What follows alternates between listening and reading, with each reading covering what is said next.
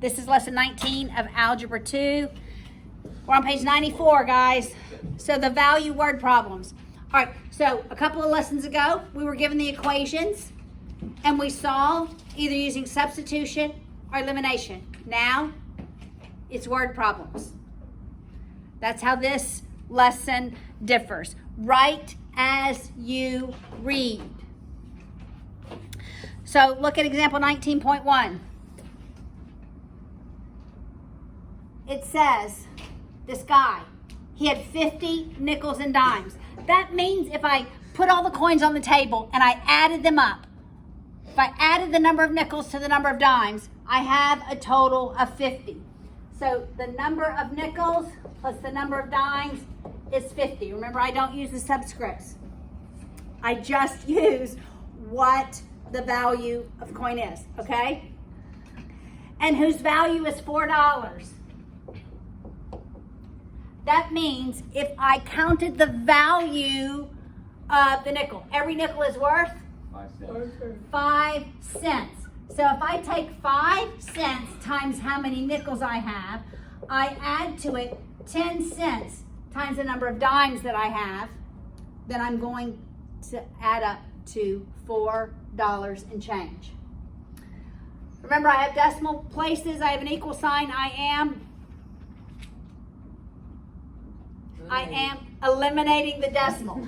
I'm making sure that every term has the same number of decimal places. So let's eliminate it. 5n plus 10d is 400. Now, do we want to use elimination or substitution? What do you want to use? Substitution. You want to use substitution? Okay. Jude, do you want to use substitution? No. No.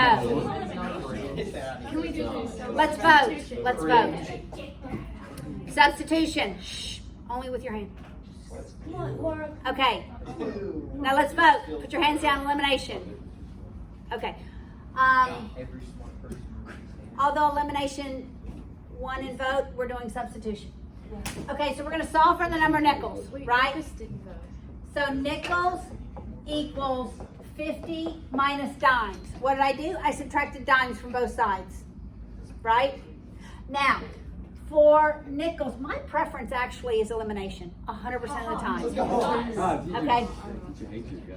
So, for nickels, I'm in this second equation, I'm substituting in 50 minus d.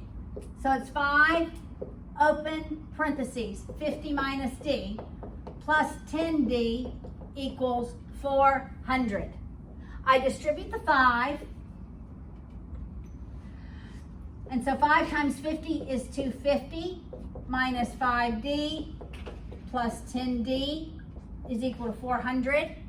I'm going to move my 250 to the right through subtraction.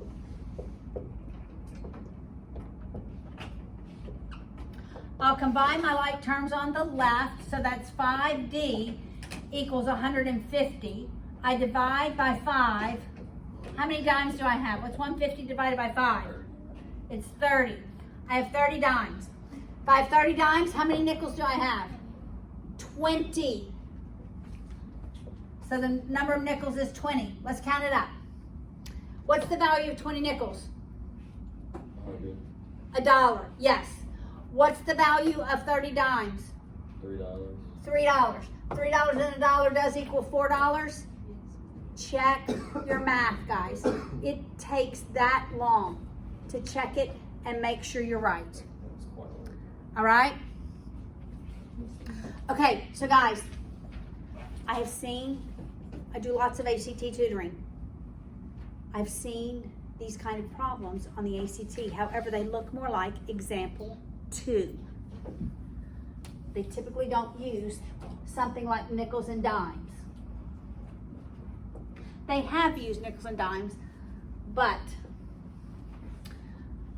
I believe one on the this past June test looked more like example 2. All right, so the fishmonger sold codfish for 6 pence. So codfish was 6 pence, right? And mussels were 1 pence. If Harriet bought a total of 26 items, so codfish plus mussels was 27 6 items and spent, so when I add up their value, she spent 86 pence. How many codfish did she buy? I'm using elimination. Why? Because my coefficient for the M in both of them is 1. I'm just going to change my sign for every term in the second one because that's as though I've multiplied by -1. And then I will add them. I end up with 5 codfish equals 60. What's 60 divided by 5? 12. All right, I'm quickly checking myself. If I have 12 codfish, how many mussels do I have? 14. What is the value, the cost of those codfish? 12 times 6 is? 72. 72 plus 14. It does equal 86. So that is correct. The second part of this lesson goes back to what we talked about in the second part of lesson 18 in similar triangles. So if I know in a triangle that 2 angles in each of the triangles are congruent, then I can also know that the third one is congruent as well. So I'm still going to have similar triangles.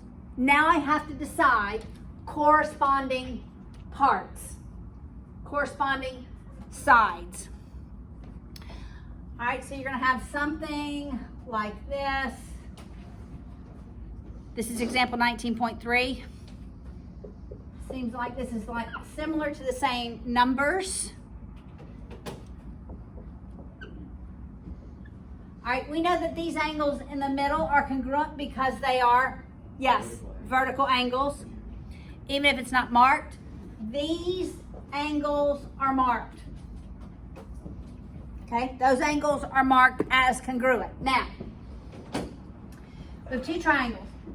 We have the triangle to the left. The triangle on the left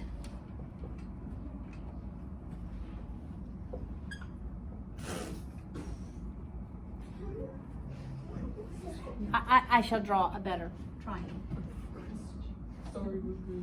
And the triangle on the right. Okay, we're going to decide corresponding sides.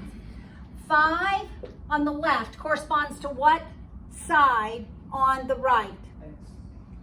X, yes. Does everybody see that? Everyone? Yes, ma'am. All right.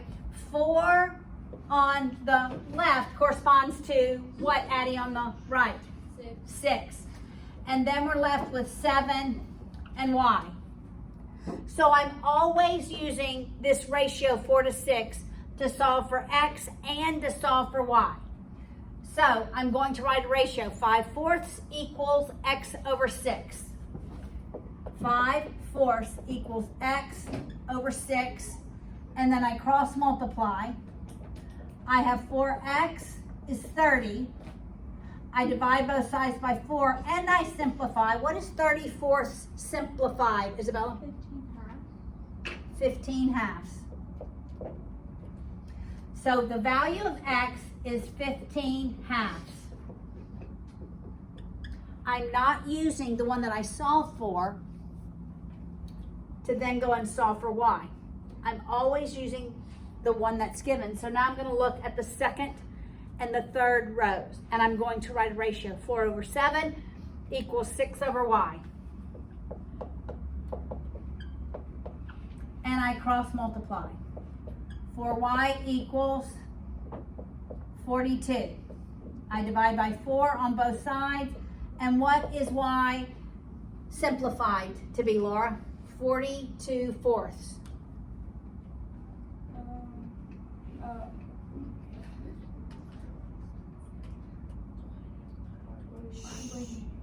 21.